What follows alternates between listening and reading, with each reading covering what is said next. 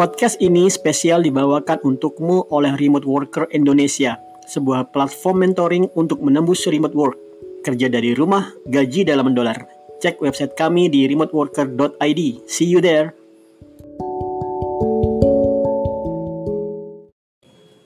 Satu hal yang saya sering lupa itu bahwasanya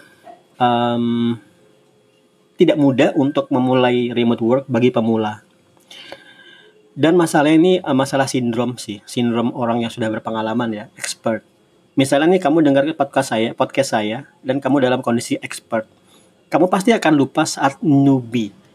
Jadi kamu misal ada orang nanya, kamu gitu aja nggak bisa, misalnya kayak gitu ya. Nah, ini juga kebetulan saya agak lupa. Jadi ada teman-teman yang nanya tadi, Mas saya masih pemula, mulainya dari mana ya? Nah ini. Oke guys, untuk teman yang pemula, yang kamu mendengar podcast ini dari Remote Work dan kamu merasa pemula, maka yang harus kamu lakukan pertama adalah upgrade skill. Sepertinya sih ini sudah pernah saya sampaikan di podcast yang lain ya, cuman mungkin perspektifnya belum seperti yang ingin saya sampaikan. Yaitu, kamu harus nggak boleh mikir buru-buru nembus remote work. Jangan. Hukumnya makruh. Kalau nggak dibilang haram. Yaitu kamu harus benar-benar punya skill yang sesuai dengan demand remote work. Maksudnya itu adalah, contoh nih kamu ngawur aja ya, misalnya aku asik nih mau pelajarin speech recognition lah misalnya, kan keren tuh, bisa ada suara, kemudian bisa deteksi suaranya apa, bisa tahu kalimatnya apa, keren banget kan? Tapi itu nggak mudah dijual karena jarang. Oke, nah salah satu benefit dari kalau kamu gabung di remoteworker.id adalah kami para partner di remoteworker.id itu sudah jatuh bangun. Udah jatuh bangun menembus remote work. Jadi kami tahu teknologi apa aja yang ngebuat kamu bisa mudah menjual skillmu di internet. Itu. Jadi kalau pertanyaannya dari mana saya mulai adalah gabung di bagian modul upgrade skill milik remoteworker.id. Di situ kita akan membimbing kamu untuk punya skill yang sesuai demand pasar. Oke, sesuai dengan demand pasar. Nah, setelah kamu memiliki skill, jadi untuk nembus remote work jangan mikir kepanjangan dolar dan sebagainya ya. Jadi kamu pikir dulu upgrade skill. Ini tahap yang berat, tahap yang kemungkinan kamu bisa gagal. Banyak saya kasus di mana teman-teman gabung, kemudian upgrade skill, kemudian nggak ada ceritanya lagi. Ayo, aku bilang ke kamu loh mas. Ayo, siapa yang merasa? Ya, karena nggak pernah dipelajarin lagi. Kesibukan kerja dan lain sebagainya. Oke, nah, kalau kamu sudah bisa nembus upgrade skill, kami akan pantau. Kami akan nilai kapan kamu sudah mencukupi dalam konteks remote workmu. Oke, saat kami nilai kamu sudah pantas, sudah cukup, kamu akan maju ke proses transisi untuk menembus remote work. Proses transisi ini adalah akan kami bimbing untuk memperbaiki sesuatu yang disebut dengan personal branding. Yaitu bagaimana kamu dilihat oleh klien di internet. Itu yang akan kita bimbing, dan ini berarti kamu maju ke paket kedua. Paket kedua adalah paket menembus remote work. Di sini kamu sudah skill, kamu sudah confident, kamu sudah punya kemampuan bahasa Inggris yang mencukupi. Kita akan bimbing juga untuk kemampuan bahasa Inggris sambil jalan. Nah, kemudian di tahap menembus remote work, kita punya suatu wanti-wanti adalah kamu jangan sembarangan mendaftar di Upwork. Contoh nih, kamu buka Upwork, daftar, submit profile. Nggak boleh. Karena kalau kamu stuck, kalau kamu melakukan kesalahan, kamu bisa benar-benar hold, benar-benar nggak bisa nembus ke Upwork. Sekedar diterima mendaftar di Upwork, itu bukan hal yang mudah.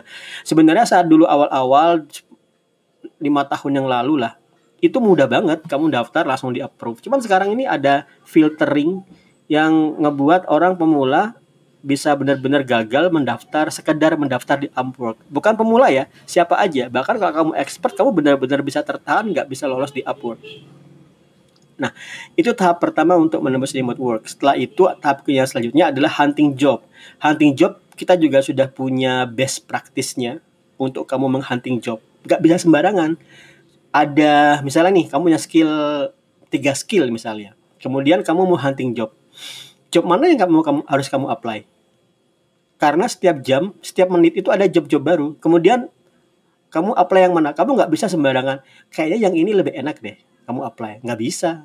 Ada kriterianya. Yang kriteria itu sudah kami pelajari dan kami bagi ke para member tahap kedua, yaitu menembus remote work. Nah, setelah kamu berhasil menemukan job yang kami sudah tentukan kriterianya, kamu apply. Tahap selanjutnya adalah membantu kamu membuat cover letter yang membuat klien terpaksa menjawab.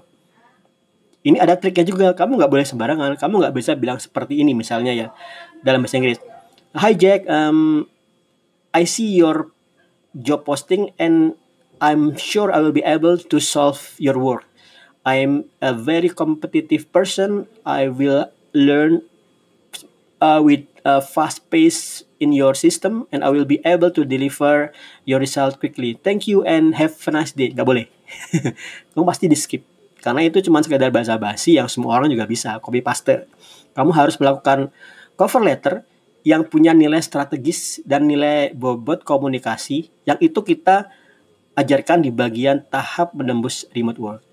Kalau kamu sudah menembus remote work, job pertama bagus, maka selamat. Tapi kamu tetap harus berhati-hati, yaitu kamu harus menjaga performamu setiap harinya. Kamu nggak boleh sembarangan di Upwork. Kalau kamu sembarangan, kamu bisa di-ban. Dan di-ban di Upwork itu bisa permanen, yaitu kamu nggak bisa lagi nembus Upwork sekali lagi. Nah, untuk ini saya bicara ke kamu. Ya, kamu. Kamu yang tahu. Oke, satu. Nah, itu ya. Terakhir, sudah kalau kamu udah nembus remote work berkali-kali, ya kamu akan bisa ngelihat performa dan ritme kerjamu sendiri.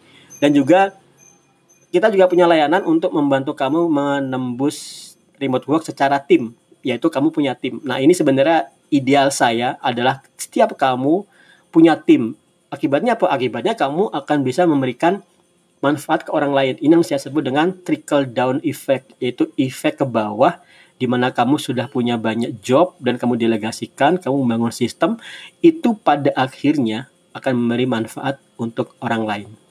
Di titik seperti ini, langkah selanjutnya adalah membangun produk. Membangun produk itu seperti yang saya sekarang lakukan adalah membangun remoteworker.id. Kamu akan kami bimbing paket yang lain untuk membangun produk.